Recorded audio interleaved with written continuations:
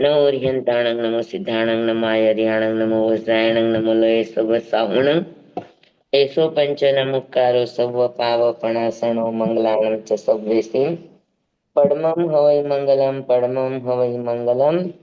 ઓમ નમો નાનસ્સ ઓમ નમો સૂયસ્સ ઓમ નમો સૂર્ય દેવ્યાય ઓમ નમો વાયનાર્યસ્સ ઓમ નમો બંભીએ લીવીએ તીર્થંકરો ગણધરો પૂર્વધરો શ્રુતધરો વાચનાચાર્ય યોગ પ્રધાન આચાર્ય ઉપાધ્યાય સાધુ સાધી ભગવંતો જીનશાસન દેવ જીનશાસન માતા આદિ શાસનના સમસ્ત ઉપકારી તત્વોની આજ્ઞા હો, શરણો હો, સંરક્ષણ હો.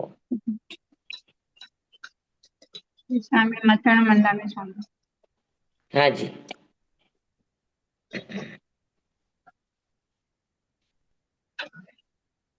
હાજી. ચાલો.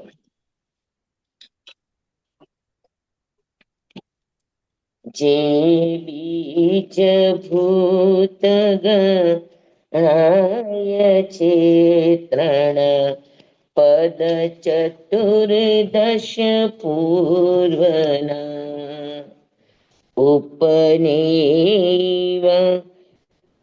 વિગમેવાઢુવેવા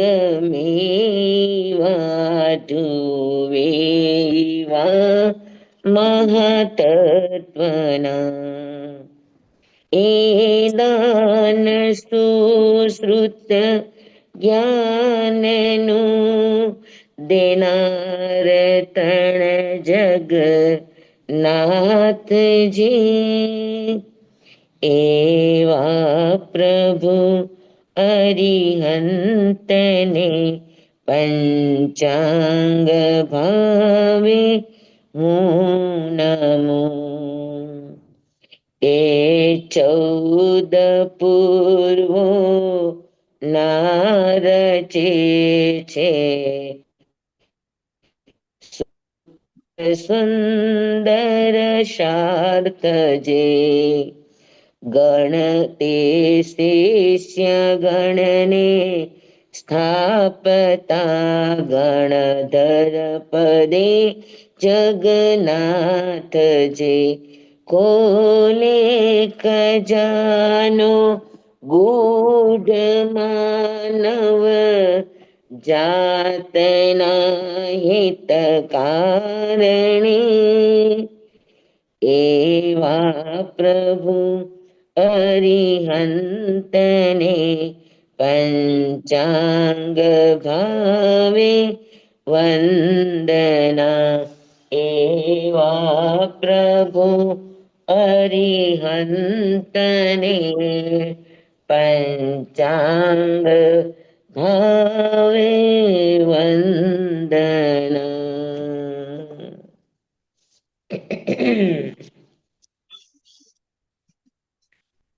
ચાલો આપણે ધર્મના ભાવ સુધી ધર્મ ભાવ સુધી પહોંચવા માટેના આચાર સૂત્રોમાં આપણે 3 જોયા, બરાબર. ચોથું છે કે બાલ ક્રીડા ન કરે અથવા બાલ ક્રીડાથી દૂર રહે. હવે અહીંયા બાલ ક્રીડા એટલે શું?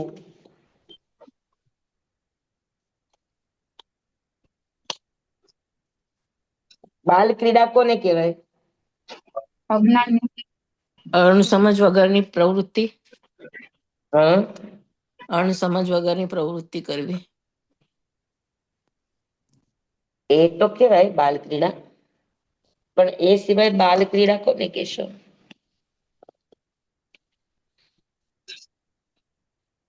બાળકોને કહેવાય આપણે બાળક. બાળકોને બાળક જેવી ક્રિયા. હા, બાળકને બાળ એટલે આપણે ઓલું બાળ તપને કહીએ એમાં બાળ. હા, કે બાળનો અર્થ જ સમજવાનો છે આમાં ખાસ. ક્રીડા તો બરાબર છે કે એમાં આનંદ માને. બાળ ક્રીડા એટલે બાળ ચેષ્ટાઓમાં જેને આનંદ આવતો હોય એને બાળ ક્રીડા કહેવાય. તો બાલ ચેષ્ટા કોને કહેવાય? નાદાન્યત. નાદાન્યત કોને કહેવાય? ઈ સમજવાનું છે ખાસ. બાળ ક્રીડાથી દૂર રહે એટલે સંતો આટલા મોટા થયા હોય પછી કઈ બાળકની જેમ રમત ગમત થોડી કરે. હા, કે બાળક હરે ફરે નાચે કૂદે એવી ક્રિયા, એનો અર્થ અહીંયા નથી. હમ બાલ ક્રીડાનો અર્થ શું થાય અહીંયા? અણસમજ, પાગલ, બાળક. પણ સાધક અવસ્થામાં બાળ ક્રીડા શું સમજવાની, એમ કઉ છું તમને. જ્યાં જે વિનય યોગ્ય વિવેક છે એ ન વગરનું કાર્ય કરે. કરે ઈ. જ્યાં જે યોગ્ય છે એ ન કરે અને બીજું કરે. હા, સમજના 3 સ્તર છે. એક બાળ સમજ, એક પુખ્ત સમજ અને એક વૃદ્ધ સમજ. સમજના 3 શું કહેવાય સ્તર છે.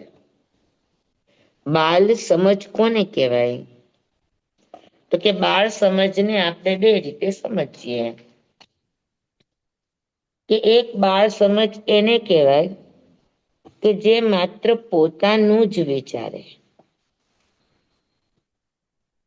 બાળકને તમે 50 નું હોય, 500 નું હોય, 5000 નું હોય, તમે એને રમકડું આપો એટલે એ રમકડું તમારું આપેલું, તમારા પૈસા છતાં એ શું કરશે? પોતાની તોડી પાસે નાખો. નહીં, તમે માગશો તો એ તમને આપશે પાછું? નહીં નહીં આપે. આપે. અને તમે માગશો તો શું કહેશે? મારું છે. મારું છે. આ મારું છે. બરાબર. તો હમ. બાળ સમજ એને કહેવાય કે જે હર વસ્તુ ઉપર પોતાનો દાવો કરે, હર પરિસ્થિતિ ઉપર પોતાનો દાવો કરે, હર પ્રસંગોમાં પોતાનો દાવો કરે, હર વસ્તુ ઉપર પોતાનો દાવો કરે, હર જગા ઉપર એ પોતાનો અધિકાર ભાવ કરે, એને બાળ સમજ કહેવાય. આ મારું ઘર છે, આ મારો પરિવાર છે, મારા છે, આમ મેં પ્રસંગ કર્યો, આમ બધા ઉપર પોતાનું જ અધિકાર ભાવ, પોતાનો જ માલિકી ભાવ. જ્યાં સુધી ઈ છે મે ત્યાં સુધી બાળ સમજ કહેવાય. સમજાણું? તો જ્યાં સુધી આપણને વસ્તુ, વ્યક્તિ, પરિસ્થિતિ, પ્રસંગો, ઘટનાઓ કે કોઈ પણ કાર્ય પ્રત્યે માલિકી ભાવ છે, કર્તૃત્વ ભાવ છે, અધિકાર ભાવ છે, ત્યાં સુધી બાળ સમજ છે. અને એમાં આપણને આનંદ આવે તો એ બાળ ક્રીડા થઈ જાય. સમજાણું? સમજાણું બધાને? જી. હા.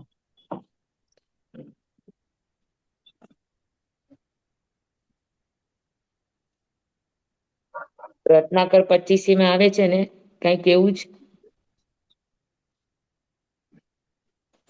બાળ ક્રીડાના પ્રભુ, ના. હા. એવું તું કઈક આવે છે. બાળકો મા બાપ પાસે બાળ ક્રીડા ન કરે. મૂકમાંથી.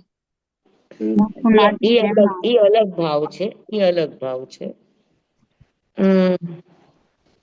ચાલો ને, પાપ ક્રીડા કેવું કઈક આવે છે ખરું રત્નાકર 25 માં.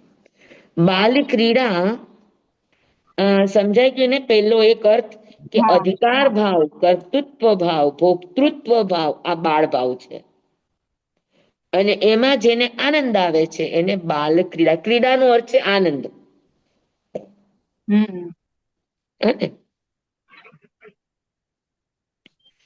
પછી બાલ ક્રીડા. બાલ એટલે બિન જિમ્મેદાર જીવન. તો સંયમી સાધક હર ક્રિયા ઉપર જિમ્મેદાર છે અને એ ધર્મ સુધી પહોંચવા માટે હરેક જીવે પોતાની જિમ્મેદારીનો અહેસાસ હોવો જોઈએ. બિન જિમ્મેદાર વ્યક્તિ ધર્મ સુધી પહોંચી ન શકે. જ્યાં સુધી 9 પ્રકારના કર્તવ્ય બજાવે નહીં ત્યાં સુધી એને 10મો ધર્મ, આત્મધર્મ, એમાં પ્રવેશ મળે નહીં.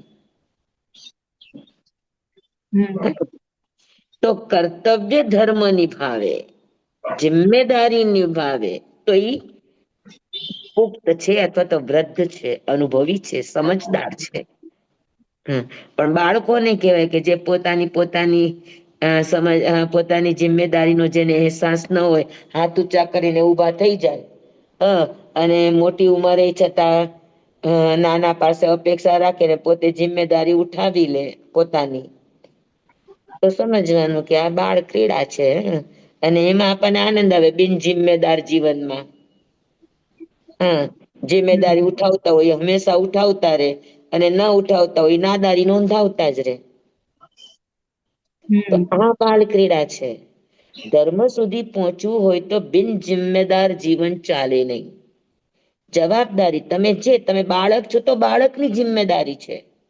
તમે એનાથી મોટા થયા તો જેમ જેમ તમારું સ્તર બદલાય તેમ તેમ તમારી જિમ્મેદારીઓ પણ બદલાય છે, તમારા કર્તવ્ય ક્ષેત્રો પણ બદલાય છે. અને ઈ હર ક્ષેત્રે અમને ગુરુદેવ એવું કહેતા, બાળક છે તો બાળકની મર્યાદા માર્યો. બાળક મા બાપને ઉઠીને એમ કે તમારે તો આ દેવું જોઈએ ને, તમારે તો આ કરવું જોઈએ ને, તમારી ફરજ છે. બાળકના કર્તવ્યમાં આ બોલવાનું આવતું નથી. બાળકે તો એટલું જ વિચારાય કે જ્યાં સુધી હું કોઈના નેતૃત્વ છું, કોઈ મને પાળી અને પોષી રહ્યા છે, ત્યાં સુધી મને વ્યક્તિગત કોઈ પણ ચીજ માગવાનો અધિકાર નથી. મારી મહેનત હોય, મારું કમાયેલું હોય તો મને મન ફાવે ત્યાં હું વાપરું.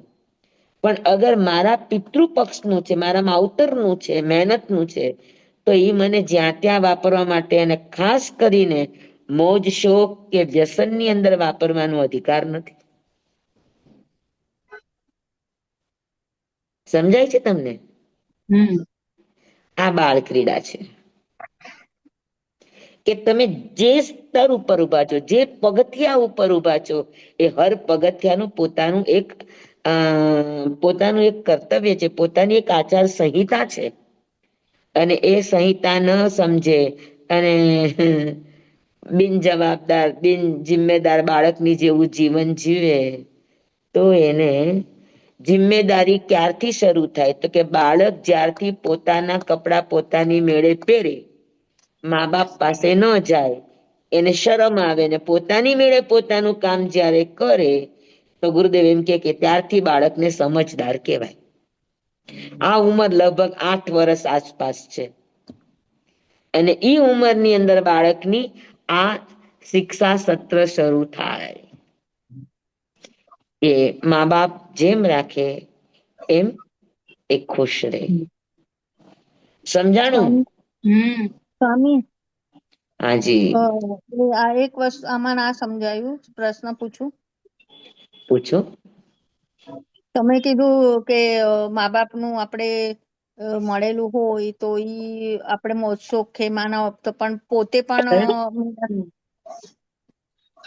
પણ મહેનત કરી હોય ને મા બાપનું પણ મળ્યું હોય ને પછી મોજશોખ ને મનોરંજનમાં કરે તો પોતાનું મેળવેલું હોય તો તમે જ્યાં વાપરો ત્યાં તમારી ઈચ્છાની વાત છે. પણ જી અગર વડીલોની કૃપાથી આપણને મળે છે, ત્યાં સુધી આપણી ઈચ્છા ઉપર વાપરવાનો અધિકાર નથી, ખરેખર જુઓ તો. પણ સ્વામી બંનેનું હોય, પોતાની પણ મહેનત હોય ને વડીલોનું આ પણ તો હોય. પોતાની મહેનત તો પોતાની મહેનત પૂરતું લે, પોતાની અચ્છા, મહેનત કરતા વધારે અપેક્ષા ન રાખે. જી આભાર સ્વામી. હા ને.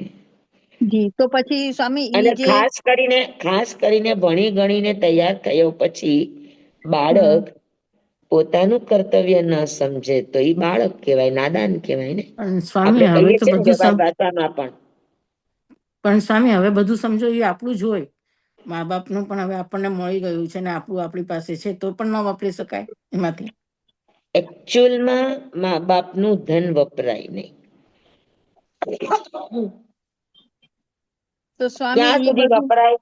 ક્યાં સુધી વપરાય કે જ્યાં સુધી તમે જિમ્મેદાર બન્યા નથી ત્યાં સુધી વાપરો, પણ ઈચ્છા મુજબ નહીં. જેટલું તમારે જરૂરી છે, જ્યાં જ્યાં જે છે એમ વાપરો.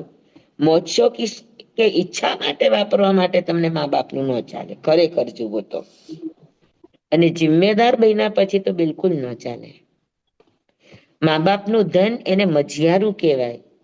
હા, એને દેવદ્રવ્ય કહેવાય. અને દેવદ્રવ્ય નિજી ભોગ માટે ન વપરાય. હા, તમે એનું દાન કરી શકો, તમે એના પુણ્ય કાર્ય કરી શકો, તમે એમાંથી કેટલાયની જિંદગી બનાવી શકો. જે પૈસા એ તમારી જિંદગી બનાવી એના પૈસામાંથી તમે અનેકની જિંદગી બનાવી શકો. આવું કરો.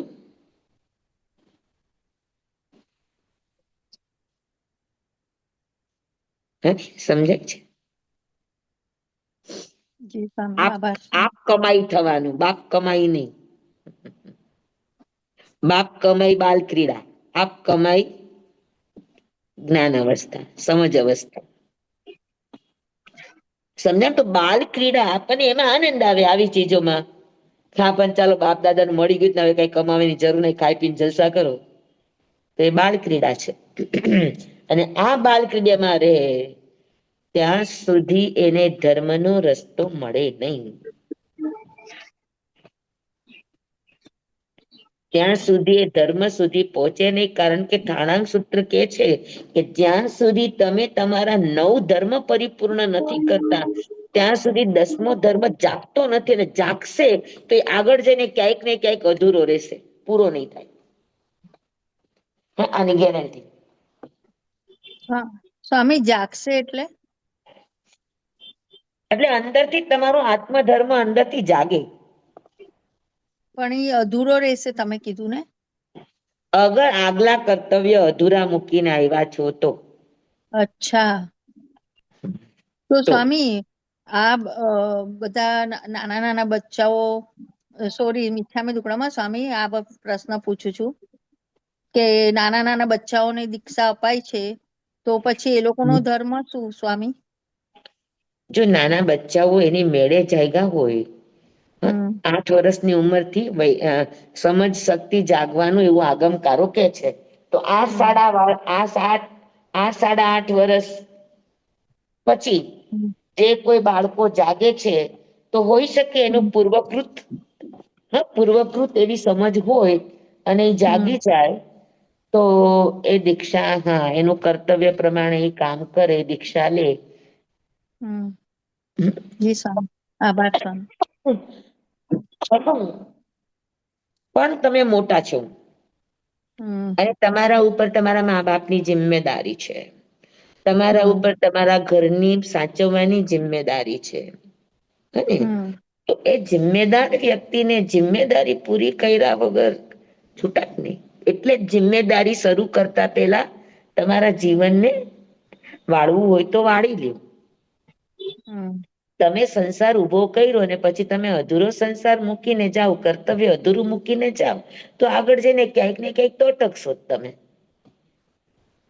પણ સ્વામી હવે લગ્ન થઈ ગયા બરાબર, પછી એને બચ્ચું પણ થયું, હવે 9-10 વર્ષનું બચ્ચું થયું પછી એને ભાવ જાગ્યા કે મારે દીક્ષા લેવી છે, સંન્યાસ લેવો છે, તો એ સંસારનું બધું છોડીને દીક્ષા લઈ શકે તો એમાં એનું ચાલે?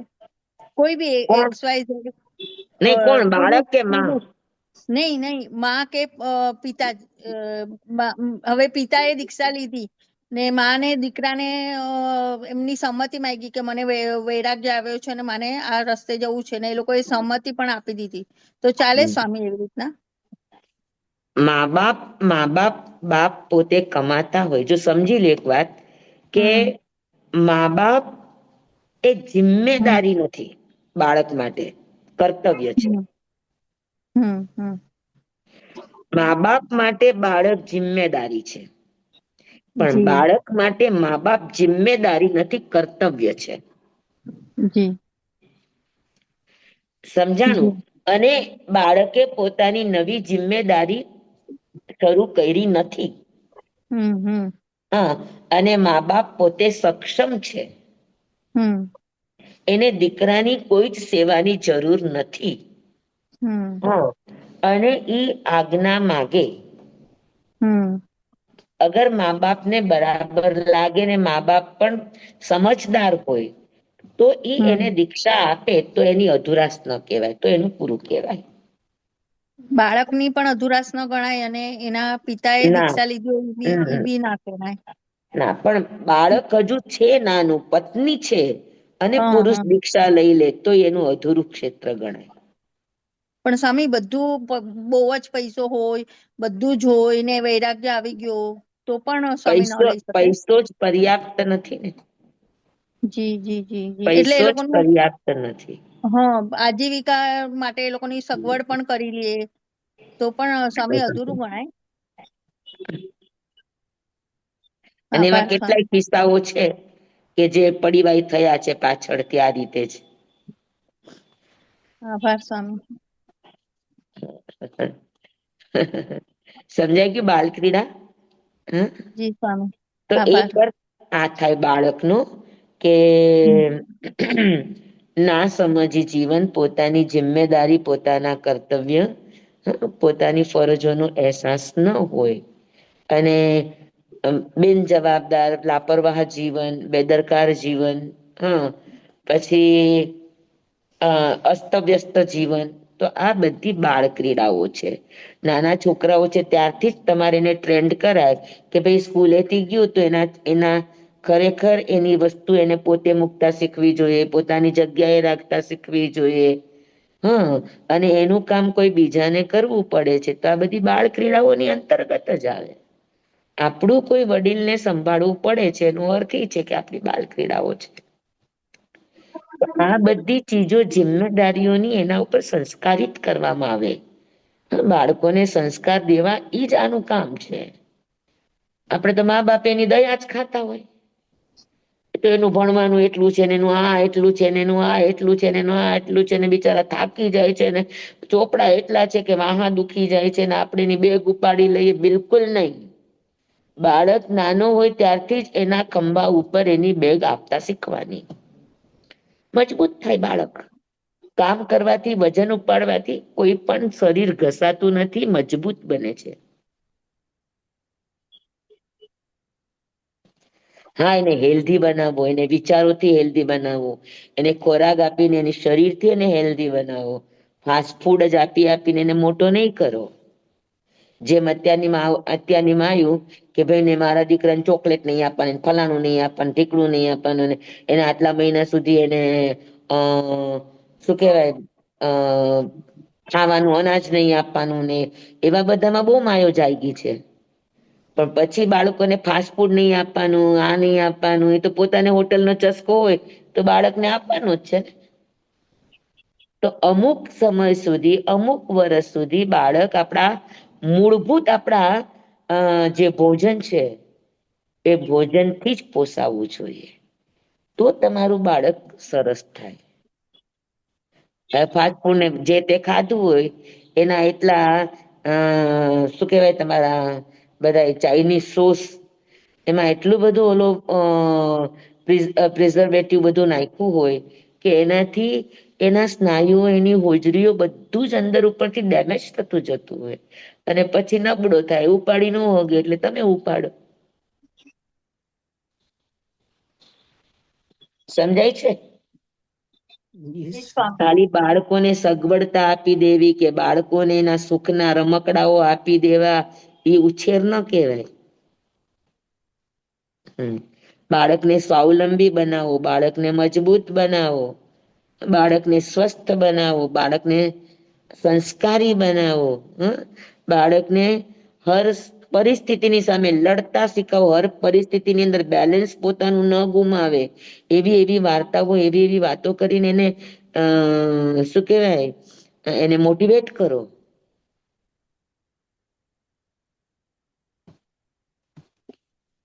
બરાબર છે.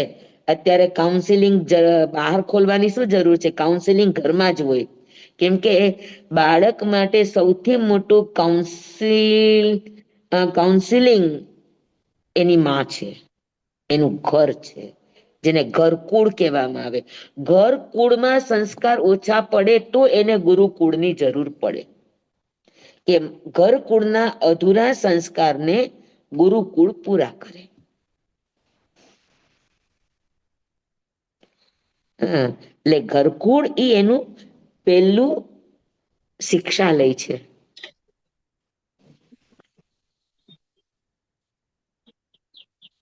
ચલેંગે? સમજાઈ ગયું? જી સ્વામી બહુ ખોવાઈ ગયા મેં એમાં. હા. તો બાળ ક્રીડાથી દૂર રહે એટલે બાલ સહજ આવા જે ભાવો છે, બાલ સહજ ભાવ એટલે બિન જિમ્મેદાર ભાવો, બાલ સહજ ભાવ એટલે ભોગ ભાવો, બાલ સહજ ભાવ એટલે અધિકાર ભાવો, બાલ સહજ ભાવ એટલે શું કહેવાય, દાદાગીરી, માલિકી ભાવો, આ બધા ભાવો આ બાળ ભાવો છે. અને આવા ભાવોમાં જેને આનંદ આવતો હોય એને બાલ ક્રીડા કહેવામાં આવે. આ એક અર્થ થયો.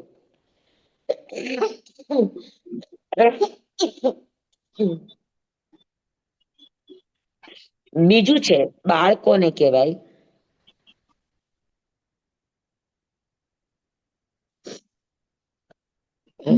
સ્વસ્થ બાળક કોને કહેવાય? તો કે એને સમસ્યાની ખબર પડે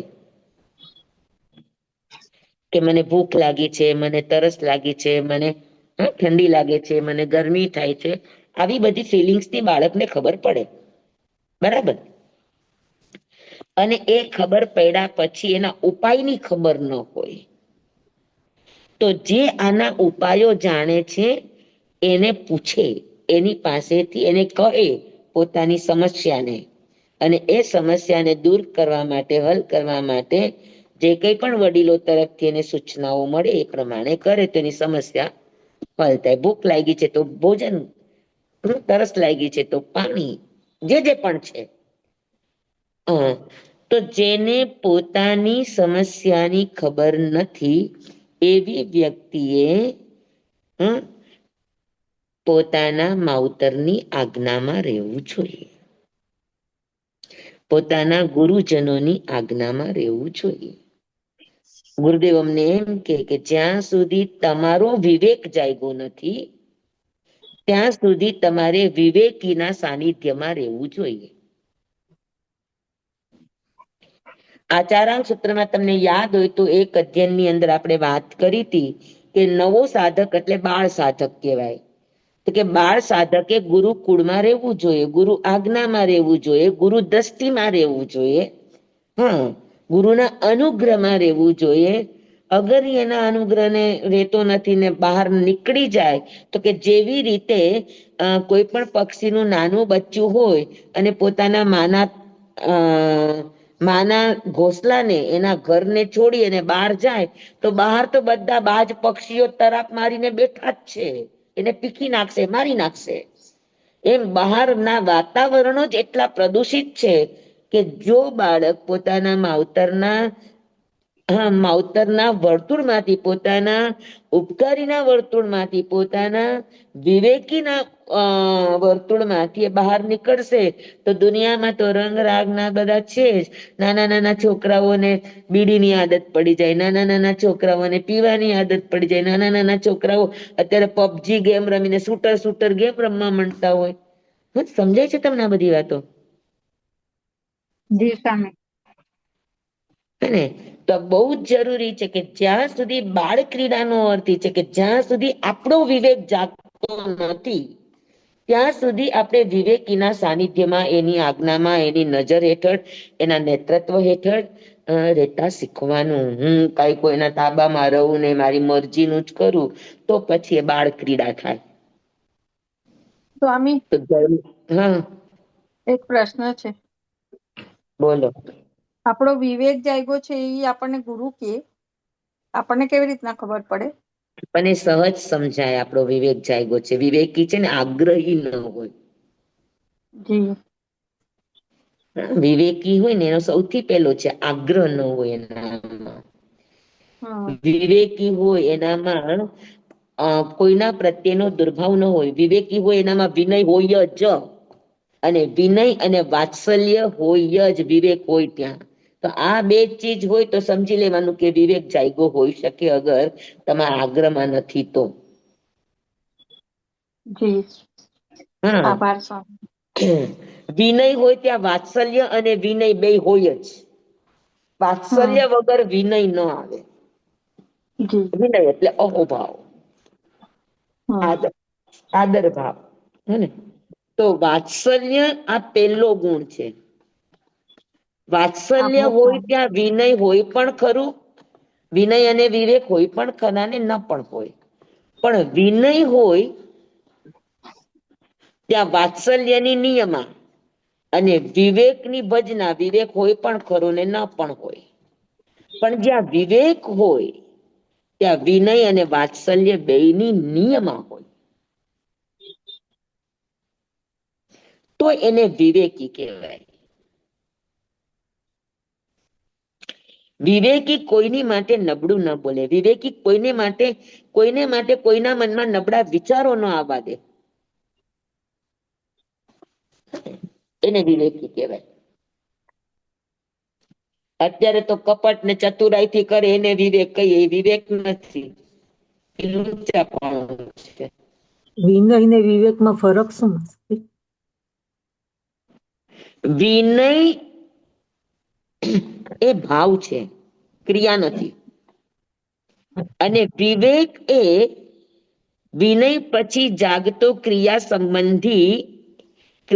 સંબંધી હે જ્ઞેય અને ઉપાદેયને ભેદ કરતો એક ભાવ છે ત્રણેય ભાવ.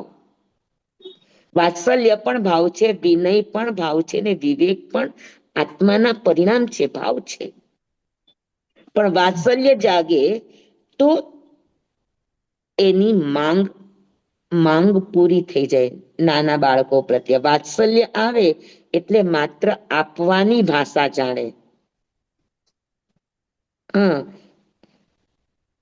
માર્ગ ભૂલે સામે વાળો વ્યક્તિ તો પણ એના અંતરમાં જે પ્રેમ, વાત્સલ્ય, સ્નેહ, વિનાશ છે એમાં ક્યારેય ઘટાડો ન થાય. પોતાની ઈચ્છા પૂરી કરે ન કરે, પોતાની સાથે મિત્રતાથી રહે કે દુશ્મનાવટ કરે, પણ જેનામાં વાત્સલ્ય હોય એનો સ્નેહનો ધાગો ક્યારેય સુકાય નહીં, તૂટે નહીં. આ ભાવ છે. પછી વાત્સલ્ય આવ્યું એટલે એને બધા પ્રત્યે વિનય થોડો જાગવાનો. વિનય એટલે અહોભાવ, વસ્તુ માટે, વ્યક્તિ માટે, સમય માટે, પ્રસંગો માટે, ઘટનાઓ માટે, જે તે પણ એમાં એનો અહોભાવ, કમસે કમ આદર, અને વધુમાં વધુ આવડે તો એનામાં એને ભગવત સ્વરૂપ દેખાય એટલા અહોભાવ આવી જાય, એટલો સંવેગ ભાવ આવી જાય કે અંદરના બધા જ એના તાળાઓ ખુલી જાય અને સમ્યક દર્શનની પ્રાપ્તિ થઈ જાય વિનયથી. હે તો વિનય એટલે અહોભાવ, અને એ અહોભાવ તમારી ક્રિયામાં દેખાય જો હોય તો. આદરથી ઓછો વ્યવહાર વિનયનો ન હોય. આપણે આમ વસ્તુને ફેંકીએ એનો અર્થ એ છે કે આપણને એ વસ્તુ પ્રત્યેનો આદર નથી. કોઈ વસ્તુને આપણે પગેથી હડસેલ એટલે આપણને ખબર પડે કે આપણને વસ્તુ પ્રત્યે આદર નથી.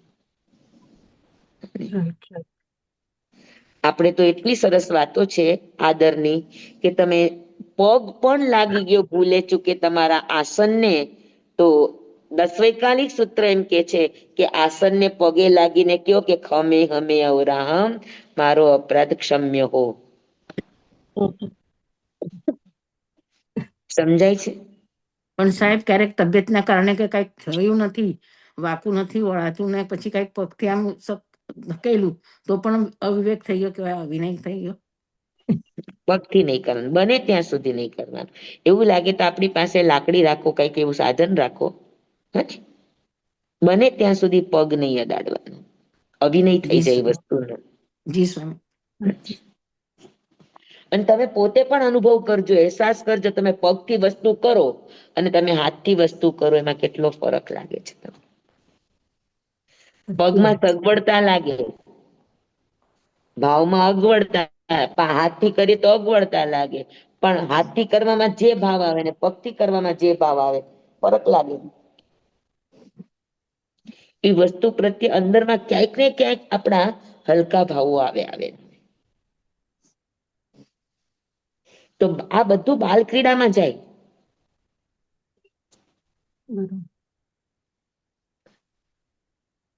સમજાય ને? જી સ્વામી. તો બાળ ક્રીડા સમજાઈ ગઈ તમને બધાને?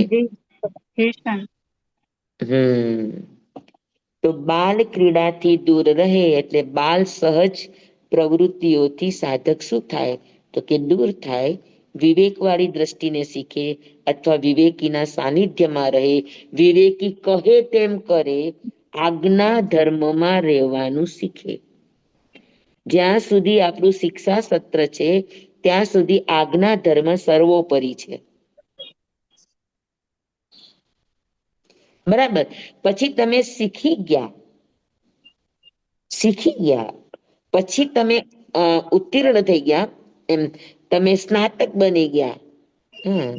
પછી તમને આદેશ ધર્મ આપે કે સૂચના આપી દે, આમ કરજો, આવી રીતે કરી લેજો. અને એનાથી પ્રબુદ્ધતા આવે. તો ખાલી ઉપદેશ આપે એમ પણ ન કે આવું કરી લેજો. ઉપદેશ આપે એટલે સામે વાળો સમજી લે કે આ સૂચન પણ છે અને આજ્ઞા પણ છે. તો ઉપદેશને આજ્ઞા સમજીને કરે એ જ્ઞાની, સમજુ. અને ત્રણેયનો ઉલાળ્યો કરે તો બાળ. જી સ્વામી. સમજાય છે? સાચી વાત. કેટલી સરસ વાતો આગમકારોએ આપણને આપી છે. અગર ઘરમાં પ્રત્યેક વ્યક્તિ આ બધી ચીજોને જો ધ્યાનમાં રાખે તો શું હોય આ ઘરનો ઇતિહાસ. મંદિર જેવું ઘર. અને એટલું વાત યાદ રાખવાની કે કમસે કમ કોઈ પણ માટે ઓછામાં ઓછો આપણો વ્યવહાર આદરનો હોવો જોઈએ. બસ, અનાદર નહીં, કોઈના પ્રત્યે દુર્ભાવ તો હરગીજ નહીં.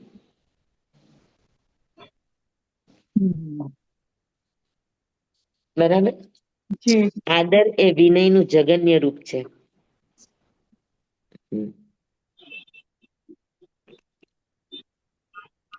ચાર આપણા પૂરા થયા, હવે પાંચમું.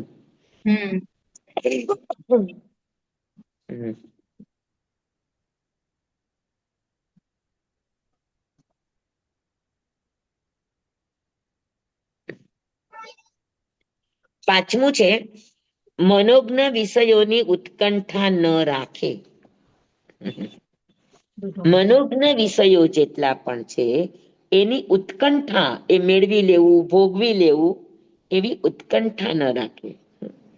ઉત્કંઠાનો અર્થ છે એવી જીજીવિષા ન રાખે.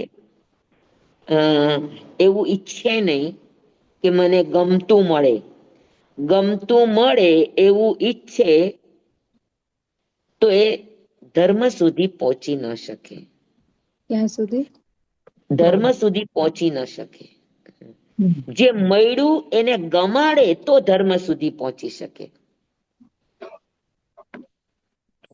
પણ ગમતું મેળવવા ફાંફા મારે તો ત્યાં સુધી એ મનોજ્ઞતા ન છોડે પોતાના વિષયોની, ત્યાં સુધી.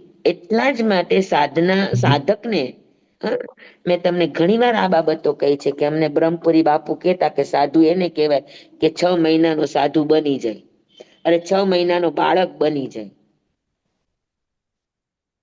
અને 6 મહિનાનો બાળક એને જ કહેવાય કે જેમાં મનોજ્ઞતા અમનોજ્ઞતા જેવું કાંઈ હોય નહીં.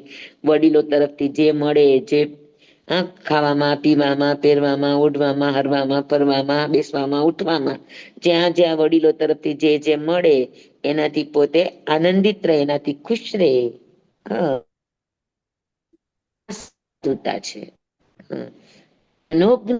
અગર ઈચ્છા હોય, ગમતું મળે એવી એક પણ વિષયો પ્રત્યેની, કે ગમતા મને શબ્દો મળે, ગમતું મને વર્ણ મળે, ગમતું મને શરીરનું રૂપ આકાર મળે, ગમતી મને ગંધ મળે, ગમતા મને સ્વાદ મળે, અને ગમતા મને સ્પર્શો મળે, આવા ભાવ રાખો તો સાધના થાય નહીં. જીતેન્દ્રિય બન્યા વગર તમે ધર્મમાં પ્રવેશ કરી શકો નહીં.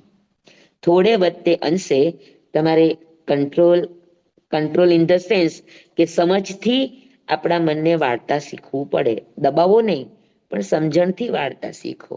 કે ગમતું આપ્યું તો પછી શું, અંતે ગમતું ખાવાનું આપ્યું પણ અંતે શું પેટમાં ગયા પછી? ગમતું સાંભળી લીધું પણ સાંભળ્યા પછી શું, રિઝલ્ટ શું? ગમતું થઈ જાય. પરિણામ આવવું જોઈએ આપણામાં. સાચું. પરિવર્તન બરાબર આવવું છે. જોઈએ આપણા. હા. તો મનોજ્ઞ એટલે ગમતું. હા, જીવને ગમે, મનને ગમે. હા શેનાથી કરાવો છો? હા, સ્વેગડાંક સૂત્રમાંથી. અચ્છા. સ્વેગડાંક સૂત્રનું પેલા ભાગનું 9મું અધ્યયન ઓકે. એમાંથી કરાવી લઈશું. મારા આગળ ખરાબ થઈ ગયો એટલે અવાજ નતો જાતો. હવે ઠીક કહ્યું. તમારું સંભળાય, મારું નથી સંભળાતું. એટલે સ્વામી કહ્યું છે સ્વેગડાંક સૂત્રનો 9મું અધ્યયન. સ્વેગડાંક સૂત્રનું 9મું ધર્મ અધ્યયન એમાંથી લઉં છું. આ ઓકે. એમાં આખું અધ્યયન છે, પણ આપણે લાંબુ ન થાય ને, આપણે મેઇન જેટલું જરૂરી છે એટલું આપણે લઈએ છીએ. તો મનોજ્ઞ વિષયોની ઉત્કંઠા ન રાખવી. સમજાય ગયું બધાને? જી સ્વામી. હા, અને ગમતું નહીં, જે મળ્યું છે એને ગમાડતા શીખવાનું. બસ. પ્રાપ્ત સ્થિતિમાં આનંદ એટલે ઉદયાધીન ન થવાય. મનોજ્ઞ વિષયની ઉત્કંઠા રાખશું તો આપણે ઉદયમાં ભળવું પડશે. અને ઉદયમાં ભળો, ઉદયાધીન કરો તો નવો કર્મ સંસાર છે. નવો કર્મ સંસાર છે તો સંસાર વધશે કે ઘટશે? વધશે. હા, અને જેનાથી સંસાર વધે એ ધર્મ ન કહેવાય. ધર્મનું કામ છે સંસાર ઘટાડે. છઠ્ઠું, ઉપલબ્ધ કામ ભોગોની લાલસા ન રાખે. મનોજ્ઞ વિષયોની એટલે જે તમારી પાસે નથી પણ તમારા પ્લાનમાં છે, તમારી એક ફ્રેમ છે કે મને આ તો આવવું જોઈએ, આ તો આવવું જોઈએ, આ તો આવવું જોઈએ, આ તો આવવું જોઈએ. એ મનોજ્ઞ છે કે જે પ્રાપ્ત નથી પણ પ્રાપ્ત કરવા માટેની તમારી અંદરની એક વૃત્તિ છે, એક કાંક્ષા મોહનીય કર્મ છે, તમારી ઈચ્છા છે. અને ઉપલબ્ધ એટલે જે કામ ભોગો તમને મળી ગયા, તમને જોઈતા હતા એ બધા જ મનગમતા કામ ભોગો રસો તમને મળી ગયું, તો એ ઉપલબ્ધ કામ અને ભોગોની લાલસા ન રાખે કે મારી પાસે ટકી જ રે, કઈક આઘા ન જાય અને એમાં ને એમાં આસક્તિ રાખે, એને કહેવાય પ્રાપ્ત ઉપલબ્ધ કામ ભોગોની લાલસા ન રાખે. સમજાય ગયું બેયનો ફેર? હા, ઓલું મેળવવા માટે છે મનોજ્ઞ વિષયો મળે એવી ઉત્કંઠા રાખે, મળ્યા નથી પણ મળે એવી એની અપેક્ષા છે. અને છઠ્ઠાની અંદર મળી ગયા છે પણ એમાં આસક્ત ન બને, એમાં લાલસા ન રાખે, એને પકડી રાખવાની કોશિશ ન કરે. સારું મળ્યું છે તો એમાંથી સાર લઈને આગળ નીકળી જાઓ, ત્યાં અટકી નહીં જાઓ. હા, જ્યાં સુધી મને પુણ્યના યોગો છે, પુણ્યનો સથવારો છે, તો હું સાધનામાં આગળ આગળ આગળ આગળ આગળ નીકળતો જાઉં. જ્યાં મળ્યું છે વાપરી લીધું, પછી આગળ એને એમાં ને એમાં પૈડાય નહીં રહ્યો, એ વિષયમાં ને વિષયમાં પૈડા રહ્યો તો સાધના ત્યાં આગળ અટકી જશે. હા, જરૂરિયાત આપણને જે પણ જરૂર છે એ લઈને આપણે આગળ વધીએ, આગળ વધો, આગળ વધો. તો એને પકડીને બેઠો ન રહે, આસક્ત ન રહે. બરાબર? બરાબર? સ્વામી, હા, એટલે સંસારિક વસ્તુઓ થઈ ને, હવે આપણે જે બાર ભાવના છે એનું આપણે વારંવાર ચિંતન આવે મનમાં, તો સાંસારિક વસ્તુમાં આપણે આસક્ત નહીં રહેવું, પણ આપણે આધ્યાત્મિકમાં તો આપણે રહી શકીએ ને, વારંવાર ભાવના ભાવી શકીએ ને. સાંભળો સાંભળો, સીધી વાત છે. આમાં કઈ બહુ ભાવનામાં એટલા ઊંડા નહીં જાઓ. આમાં એટલી વાત છે કે ચાલો મને ભાવતું ભોજન મળે, એનું નામ છે મનોજ્ઞ વિષયોની ઉત્કંઠા. અત્યારે મારી પાસે નથી ભાવતું, પણ મને એવા ભાવ આવે કે હું જ્યાં જ્યાં જાઉં ત્યાં મને ભાવતું ભોજન મળે. આને કહેવાય મનોજ્ઞ વિષયની ઉત્કંઠા. જીભ સંબંધી, સ્વાદ સંબંધી. અને છઠ્ઠું છે ઉપલબ્ધ કામ ભોગો. સમજી લો કે તમને મનગમતું ભોજન મળી ગયું, તમને જમવામાં તમારી થાળીમાં તમને ભાવતું હતું એ બધું જ પીરસાણું, તો એમાં એના રસમાં આસક્ત ન બને, લાલસા ન કરે, એટલે શું એમાં આસક્ત ન બને, એ ઉદયને આધીન ન બની જાય. મળ્યું છે કામ, તમને ભાવતા ભોજન મળ્યા છે, પણ એમાં રસ રેડી રેડીને ન જમે. જી જમવું છે, સ્વામી જમી લે. જી. એટલે 5 ઇન્દ્રિયના વિષયમાં આસક્ત ન બને, એવું જ ને સ્વામી? યસ, મળ્યા એમાં આસક્ત ન બને, ન મળ્યા તો એ મનોજ્ઞની ઉત્કંઠા ન કરે. જી, આભાર સ્વામી. હા, આભાર. સમજાઈ ગયું? બે અલગ અલગ. જી આ જેમ જમવાનું કીધું એવી રીતે 5 ઇન્દ્રિયોનું સમજી લેવાનું. જી જી, આભાર સ્વામી. મળ્યું હોય એમાં આસક્ત નહીં બનવાનું, એમાં લાલસા આસક્ત નહીં બનવાનું, અને એની લાલસા નહીં રાખવાની કે આ મને કાયમ હવે આવું જ મળે, આવું જ મળે, આવું જ મળે. એ લાલસા નહીં રાખવાની. ચાલશે ચાલશે ને ચાલશે. હા હા, ક્યાં બાત હે.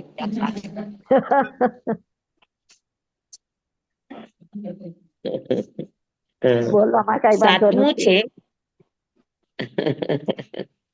છે, કઈ વાંધો નહીં, બોલશું તો કોક વાર જાગશું, હે ને? પણ બોલતા તો શીખીએ. હા, જમતા હોય ને ત્યારે બોલવાનું. ચાલશે, ભાવશે, ફાવશે. ચાલશે, ભાવશે, ફાવશે.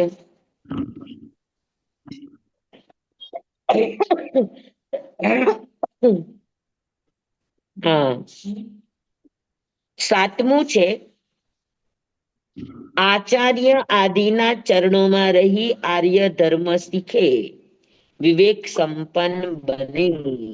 Yes, very good, very good. હવે સરસ વાત આવે છે, જુઓ. આ તો બધાથી છૂટવાની વાત આવી. હવે શું કરવું? ધર્મ તરફ જવું હોય તો આપણે ક્યાં બેસવું, ક્યાં ઉઠવું, કોની પાસે રહેવું?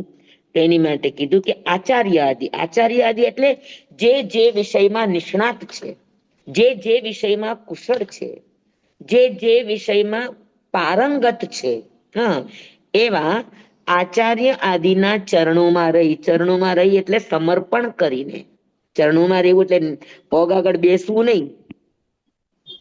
ચરણોમાં એટલે એને પોતાના મન વચન કાયા બધું એનું તમારું જીવન સમર્પિત કરીને એની પાસે આર્ય ધર્મ શીખે. હવે આર્ય ધર્મ કોને કહેવાય?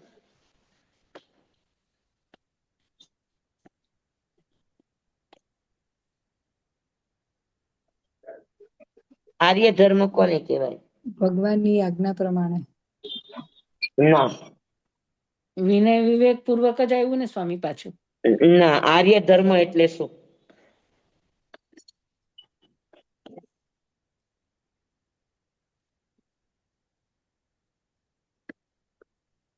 મર્યાદામાં રહેવું. નહીં. આર્ય ધર્મ એટલે શું? સાચો ધર્મ. નહીં. શ્રમણ ધર્મ સ્વામી. જે ના ગુરુ કે એ પ્રમાણે ચાલવું. ના.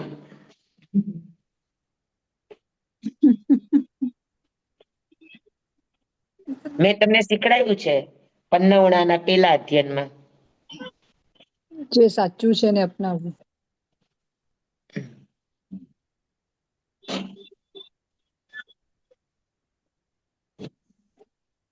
ક્યારે પણ તમને કોઈ શબ્દ પૂછે તો તમારે પેલા શબ્દને જ ઓળખવાનો ને, કે આર્ય ધર્મ, એમાં 2 શબ્દ છે, આર્ય અને ધર્મ.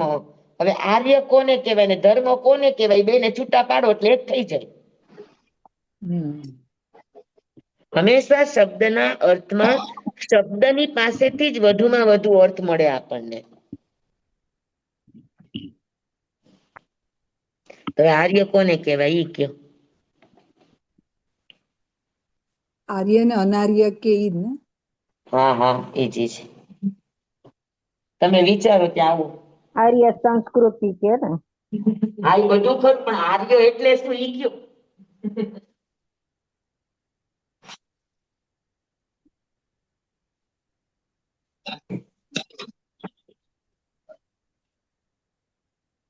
આર્ય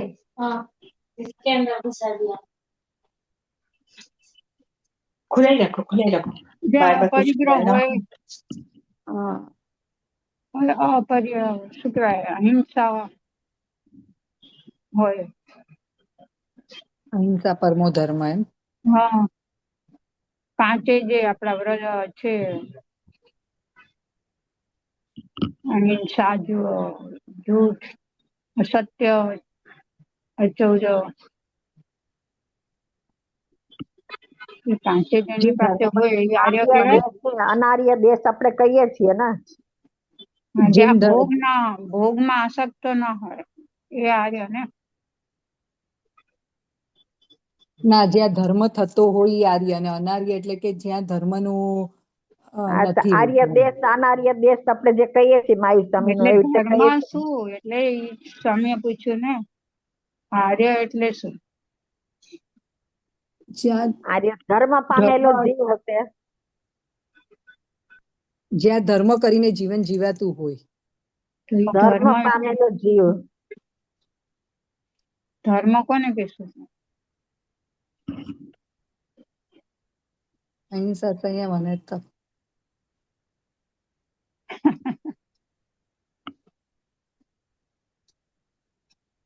શાયરી જ આવશે પાંચે. જ્યાં આગળ ધર્મ થતો હોય અને ધર્મ પ્રમાણે જીવન જીવાતું હોય, અને અનાર્ય એટલે જ્યાં ધર્મ ન થાય, જ્યાં ધર્મ કરવાના રસ્તા ન હોય.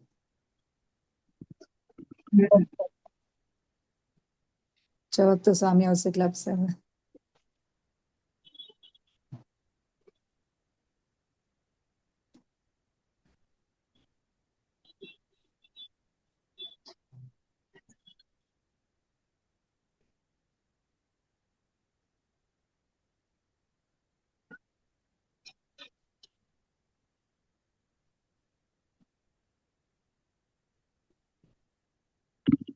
સાચો શું દેવ, શું ગુરુ, શું ધર્મ, એનું કઈ આવતું હશે.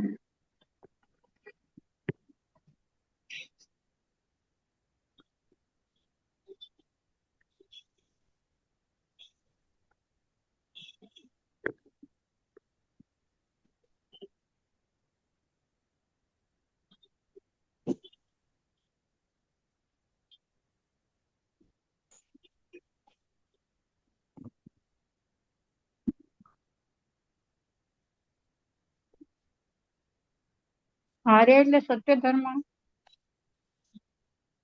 જ્યાં આત્મા અને શરીર વચ્ચેનો ફરક જણાતો હોય.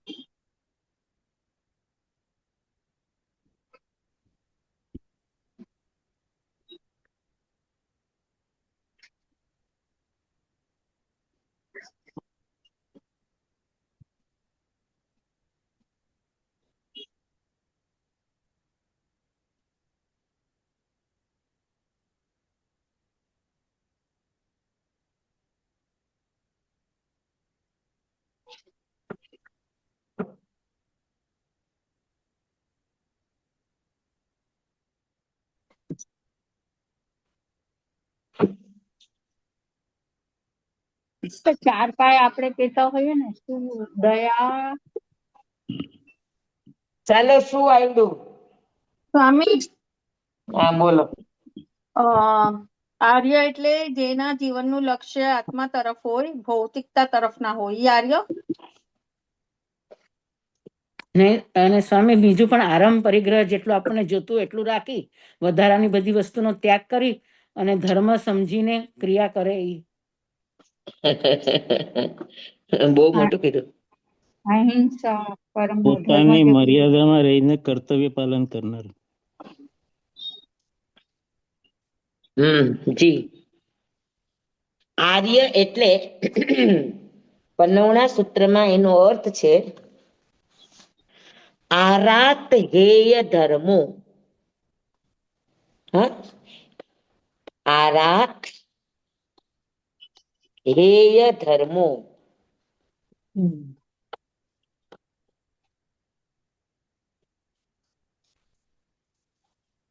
આરાત હેય ધર્મો એટલે જે તમને આરાત એટલે દૂર રાખે. શેનાથી? તો કે હેય ધમ્મો, છોડવા જેવા હેય જ છે, એટલે છોડવા જેવા ધર્મોથી. ધર્મ એટલે કર્તવ્ય, કામ. તો છોડવા જેવા ક્ષેત્રોથી, છોડવા જેવા કામથી, છોડવા જેવી વસ્તુથી જે તમને દૂર રાખે, દૂર રખાવે, એનું નામ છે આર્ય. હા, અને એ ધર્મ તરફ તમને, એ ઉપાદેય તરફ તમને લઈ જાય, હેય તરફથી તમને છોડાવે અને ઉપાદેય તરફ તમને લઈ જાય, જ્ઞેય તરફ તમારી ગતિ કરાવે, એને આર્ય ધર્મો કહેવાય. સમજાણું? હા, સમજાણું? જી સ્વામી. આર્ય એટલે હેય થી દૂર કરે, એને આર્ય કહેવાય. પેલા તમને હેય થી દૂર કરશે અને પછી તમને જ્ઞેય અને ઉપાદેય, જ્ઞેય તરફ ગતિ કરાવે અને ઉપાદેય તરફ તમને પ્રવૃત્ત કરાવે, આને કહેવાય આર્ય. તમે જુઓ, આર્ય દેશમાં બધું હોય, અનાર્ય દેશમાં હોય કાંઈ એવું? જે મેથી કે શું જે કરાવે? તમને, હેથી એક તો કીધું આર્ય દેશ ને અનાર્ય દેશ. હા તો પણ એનો અર્થ તો કેવો જોઈએ ને અરુણા? હા, બરાબર છે. એટલે દુજાઓ, દુવિચિંતીઓ, અણાયારો, અનિચ્છીયવો, અકપો, અકરણીજો, ન કરવા, કરવા જેવું, ન કરવા જેવું, લેવા જેવું, ન લેવા જેવું, બોલવા જેવું, ન બોલવા જેવું, હા, છોડવા જેવું, ન છોડવા જેવું, આ બધી બબ્બે વસ્તુઓ છે. હા, તો એમાં જે છોડવા જેવું છે, એનાથી તમારા આત્માને બચાવીને રાખે. બરાબર? તો ગુરુજનો પાસે, વડીલો પાસે આ શીખવાનું છે કે ભાઈ મારે શેનાથી બચવું અને મારે શેમાં પ્રવૃત્ત થવું. કદાચ ભૂલથી કોઈ પ્રવેશી જાય તો વડીલ એને શું કરે? તો કે વડીલ એને વાળે. તો વાળવું આ આર્યત્વ છે. સમજાણું? તમને હેયથી દૂર કરે દુર્ગતિમાં અને ન જવા દેવું, તમને જ્ઞેયથી દુર્ગતિમાં ન જવા દેવું, તમને દુમાર્ગે એટલે શું કહેવાય, કુમાર્ગે જવા ન દેવું. આ કામ આર્યત્વનું છે. આર્ય કોઈ દિવસ ખોટા કામ કરે નહીં, હેય કામ કરે નહીં, બિન ખાનદાની ના કામ કરે નહીં, એને આર્ય કહેવાય. સમજાણું બધાને? સ્વામી. હમ. હા, એટલે આપણે ત્યાં આ આર્ય ધંધા, આર્ય કોને કહેવાય? તો કયા ધંધાને આર્ય કહેવાય, કયા ધંધાને અનાર્ય ધંધા કહેવાય, એ બધું જ આપણે પન્નાવડાના પેલા અધ્યયનમાં શીખા છીએ. પણ હવે ઘણો વખત થઈ ગયો એટલે ભૂલાઈ ગયું હોય ને આપણને. પણ હવે ભણાવનાર તો ભૂલે નહીં ને. સ્વામી, હા, તમે જે ધંધાનું કીધું ને, બિઝનેસ નું, એ એકવાર ક્યારેક લેજો ને, કયો આપણાથી થાય વ્યાપાર અને કયો ના થાય. 15 પ્રકારનો છે ને સ્વામી વ્યાપાર? હા, એટલે આર્યનો શું કહેવાય કે જે કામ કરવાથી કોઈનું નુકસાન ન થાય, જે કામ કરવાથી આપણી પોતાની દુર્ગતિ ન થાય, જે કામ કરવાથી આપણા કસાયો ન વધે, એ ધ્યાન રાખવાનું છે આપણે. કસાઈ વધે, આપણા વિભાવ વધે, એવા જે પણ કામો છે એ બધા અનાર્ય કામો કહેવાય. જેનાથી આપણને પેલી માનવતા આવે, બધા જીવો પ્રત્યે મૈત્રી આવે, હા, કોઈનું નુકસાન કરવાના ભાવ ન આવે, હા, અને મદદરૂપ બનવાના ભાવો આવે, તો આ બધા આર્યત્વના સંસ્કાર છે. સ્વામી, આભાર સ્વામી. સમજ્યા? હું મારું કરી લઉં ને બેસી જાઉં તો એ આર્યત્વ નથી.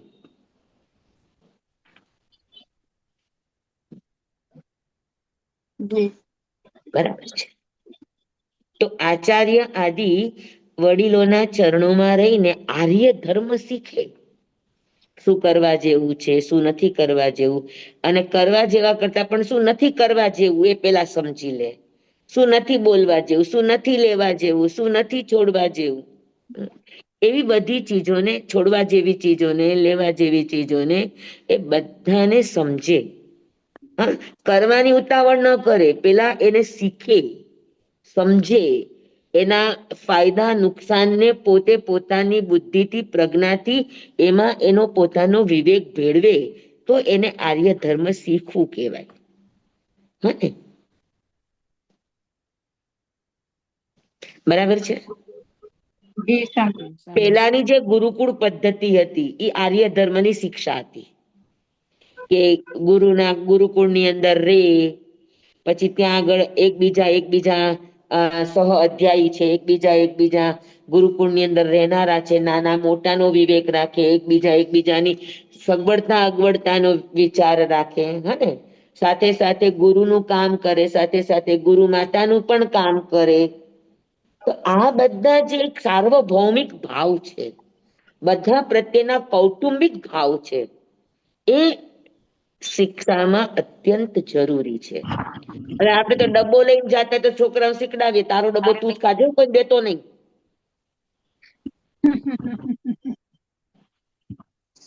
જી સ્વામી. તારી પેન્સિલ કોઈને દેતો નહીં, તારો ડબ્બો કોઈને દેતો નહીં, એકલો ખૂણામાં જઈને ખાઈ લેજે. તો પણ તમે એને સ્વામી અનાર્યતા શીખવાડો છો, અનાર્યતા શીખવાડો. આજે ઈ એના દોસ્તારને ભાગ નહીં આપે, અને મોટો થશે ને એની વહુ આવશે તો તમને કાઢી મૂકશે, તમને ભાગ નહીં આપે ઈ. કારણ કે તમે શીખડાયું છે કે કોઈને બાટીને નહીં, તમે એકલા ખાઓ. હા, બાટીને ખાતા શીખડાવી હતી સ્વામી, એટલું તો. સ્વામી અહીંયા તો એવી રીતે શેર કરીને જ ખાવાનું એમ કે શેર હકીકત કરીને છે, રમવાનું. શેર કરવું એ આર્યત્વ છે, સંવિભાગ છે, અને ઈ જ આર્યત્વના મૂળ સંસ્કાર છે. દસવૈકાલિક સૂત્રમાં કહ્યું કે શેર કરીને ન ખાય એનો મોક્ષ ન થાય.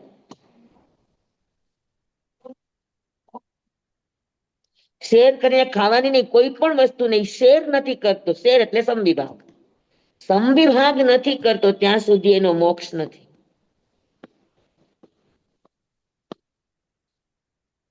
ચલેંગે 4:15. જી જી સ્વામી. જી સ્વામી. બસ રાખીએ આપણે.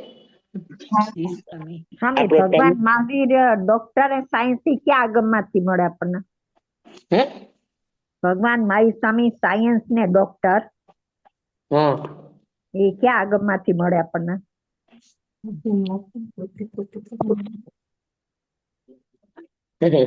આચારામ, સુયગડા, ભગવતીજી, પન્નવણા, આ બધામાંથી ભગવાન સાયન્સ આચારાંગ સૂત્રમાંથી તો ખાસ મળે છે કે આમાં જીવ છે, આમાં જીવ છે. આ બધું સિદ્ધ કર્યું છે એમણે, આ બસ ઈ સિદ્ધ પ્રૂવ કરેલું કર્યું છે. જ જોવે. હા, આચારાંગ સૂત્રમાં બધું સિદ્ધ કર્યું છે.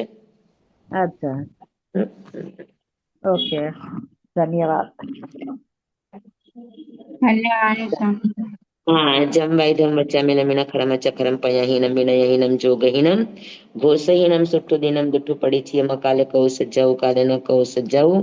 અસજ્જાય સજ્જાય એમ સજ્જાય ન સજ્જાય એમ. ભણતા ગણતા ચિંતવતા વિચારતા સુણતા સાંભળતા જ્ઞાનીઓના અનંત અનંત ભાવો છે, અનંત અનંત પર્યવો છે, અનંત અનંત ગમા છે, અનંત અનંત નહીં છે, અનંત અનંત નિક્ષેપ છે, અનંત અનંત રહસ્ય છે, અનંત અનંત ખુલાસાઓ છે. આમાંથી કોઈ પણ ભાવ ભેદ નહીં, નિક્ષેપ ગમા રહસ્ય ખુલાસાનું સ્ખલન છદમસ્ત ભાવે મારા બોલવામાં આવ્યું હોય, કહેવામાં આવ્યું હોય, સમજાવવામાં આવ્યું હોય, આપના સાંભળવા સમજવામાં આવ્યું હોય તો અરિયસિદ્ધ કેવડી ગુરુ ભગવાન આપની સાક્ષીએ તસ્મૈચ્છામિ તમેવ સત્યમ તમેવ સત્યમ તમેવ સત્યમ નિસંકમ જમ જીનેહિમ પવેયમ શિવમ બનતે શિવમ બનતે શિવમ બનતે તિબેમિ. સ્વામી ધન્યવાદ ધન્યવાદ સ્વામી. ધન્યવાદ સ્વામી ખૂબ ખૂબ આભાર નમો સ્વામી. ધ્યાનતાણંગ નમો સિદ્ધાણંગ નમો આયર્યાણંગ નમો વજ્રાયાણંગ નમો લોહે સવસાવણંગ. ગુરુદેવની આજ્ઞા શ્રી શ્રી ચદારી મંગલમ હરિહંતા મંગલમ સિદ્ધા મંગલમ સાહુ મંગલમ કેવડી પનત્તો ધમો મંગલમ. ચદારી લોગુતમ હરિહંતા લોગુતમ સિદ્ધા લોગુતમ સાહુ લોગુતમ કેવડી પનત્તો ધમો લોગુતમો ચદારી શરણં પવજ્જામિ. અરિહંતે શરણં પવજ્જામિ સિદ્ધે શરણં પવજ્જામિ સાહુ શરણં પવજ્જામિ કેવલી પનત્તં ધમ્મં શરણં પવજ્જામિ. ચાર શરણા ચાર મંગલ ચાર ઉત્તમ કરે જે નર. ભવસાગરમાં ન બુડે તે સકલ કર્મનો આણે અંત. મોક્ષ તણા સુખ લહે અનંત ભાવ ધરીને જે ગુણ ગાય તે જીવ તરીને મોક્ષે જાય સંસારમાં ઈ શરણાચાર. અવર શરણ નહીં કોઈ જે નર નારી આદરે અક્ષય વિચલ પદવી હોય. અંગૂઠે અમૃત વસે લબ્ધિ તણા ભંડાર. શ્રી ગુરુ ગૌતમ સ્વામીજી ભગવાનને સમરીએ તો સદાય મનવાંચિત ફલદાતાર સદાય મનવાંચિત ફલદાતાર. બોલો ભગવાન મહાવીર સ્વામી કી જય. જય પૂજ્ય ગુરુદેવ કી જય. ગુરુ મયા કી જય. માં જય. સતીજી. સ્વામી સાંજે બધાને ધન્યવાદ. સાંજે શું કરવું છે? તમે સુખ સાતામાં આવજો. હાજી સ્વામી આજે સાંજે બુધવાર છે. હા હા આજે સાંજે કરવાનું છે. મને નામ નાખવા છે જોઉં છું મને આવડશે તો ઠીક, ને તો હું તમને મોકલી દઈશ. નહીં તો એમાં છે ને લિંક નાખી છે એ લોકોને પાસ કરી દો એટલે એ લોકો જોઈન થતા જાય એનાથી. હા ઠીક છે. હા ઠીક છે ઠીક છે. તો એનામાં લિંક શરૂ કરશે તો જોડાઈ જશે એની મેળે. હા એટલે એ છે ને જોઈન થવા માટેની લિંક નાખી છે મેં. તો જેને પણ જોઈન થવું છે હા લિંક એટલે જેમ આપણે એને હું એને લિંક નાખું તો એ ખાલી લિંક ચાલુ કરે તો જોડાઈ જશે ને. હા હા હા. હા ઠીક છે. એટલે હમણાં તમે નાખી દેજો પછી સાંજે ક્લાસ લેવાનો છે ક્લાસ માટેની અલગ લિંક છે. તેનો અચ્છા ક્લાસ લેવાનો છે સાંજે હજી? આ હા વોટ્સએપ ની લિંક છે. હમ હા ઠીક છે. સ્વામી શેનો ક્લાસ સાંજે? કંઠસ્થ પાઠ. બાળકો માટે છે. અચ્છા. જેને સામાયિક પ્રતિક્રમણ વગેરે શીખવું હોય ને એની માટેનો છે ક્લાસ. એમાં આટલું વિવેચન પૂર્વક શીખવાડો છો સ્વામી? હા આટલું વિવેચન પૂર્વક જ સમજાવો છો બધાને ના ના ના બાળકોને? ના મૂળ પાઠ જ ખાલી. મૂળ પાઠ લેવાનું અને દેવાનું બસ. જી સ્વામી. શુદ્ધિકરણ સાથે. હા હા વંશીબેન તમને એડમિટ કરી નાખું? હા કરી નાખો. ઓકે. બંસી ને 5 દેવાના છે ને બંસી ની વહુઓ નહીં દેવાના, જોડી દો ને. હા તમે મારે દેવાના છે. જેને દેવાના હોય જોડાઈ જાજો. જોડાઈ જજો. કેટલા વાગે? સાંજે 7 વાગે. હા 7 થી 8. આજે સાંજે હા સોમ બુધ શુક્ર. સોમ બુધ ને શુક્ર. શુક્ર. એટલે ભલે સામાયિક ને પ્રતિક્રમણ. સામાયિક પ્રતિક્રમણ ભક્તાંબર જેને શીખવું હોય એને, જેને જે શીખવું હોય. પણ અત્યારે બાળકો માટે સામાયિક પ્રતિક્રમણ મેઇન રાખ્યા છે. પાકું પાકું. ચાલો ભલે. જી બધાને જય સ્વામી. જિનેન્દ્ર. તો અલગ છે ને. અલગ અલગ છે આમાં નથી. બધા સાતામાં હ બધા સાતામાં છે. અને બંસીબેન, હા બોલો. આજે મેં બપોરે એક તમને નંબર મોકલ્યો તમે એડ કર્યા તેને આ લિંક મળી ગઈ હોય ને હવે? હા હા મળી ગઈ હશે. આ મુકેશભાઈ દેસાઈ મેં જોઈન્ટ કર્યા ને નંબર આપ્યો હા હતો ને. મુકેશભાઈ દેસાઈને મેં લિંક મોકલી અલગથી અને તમને Okay. કીધું તું લિંક મોકલજો. મોકલી છે જોઈન ત્યાં કે નહીં ખબર નથી. એ કદાચ આજે એને વધારે ઓલે ના આપણે ઓમાં ઇન્ટરેસ્ટ છે એને હાથમાં સીધીમાં. આત્મસિદ્ધિમાં. હા એ સેટરડે હોય છે, એ શનિવારે હોય છે. હા એ શનિવાર હોય છે પણ વચ્ચે મેં મોકલી દો એટલે બધા કે મોકલજો ક્યારેક બેસતા તો બેસે હવે પુરુષો હા, કામ શનિવારે કરતા હોય એટલે કઈ ફોન કરીને કહી દઈશ શનિવારે આજે આત્મસિદ્ધિ છે તો ચાલુ થઈ આવી જશે, જોડાઈ જશે. હા બસ એમાં ઇન્ટરેસ્ટ છે ને વધારે છે એટલે એમાં બેસી જશે. હા, તો એમાં જે દિવસે હશે ને તે દિવસે ફોન કરી દઈશ કે આજે ઓકે. આત્મસિદ્ધિ છે, જોઈન થઈ જજો. હા હા ઓકે થેન્ક યુ. ચાલો બધા સાતામાં રહેજો. જય શ્રી બધાને જય જિનેન્દ્ર, બધાને જય મિચ્છામી દુક્કડમ. જિનેન્દ્ર. આવજો.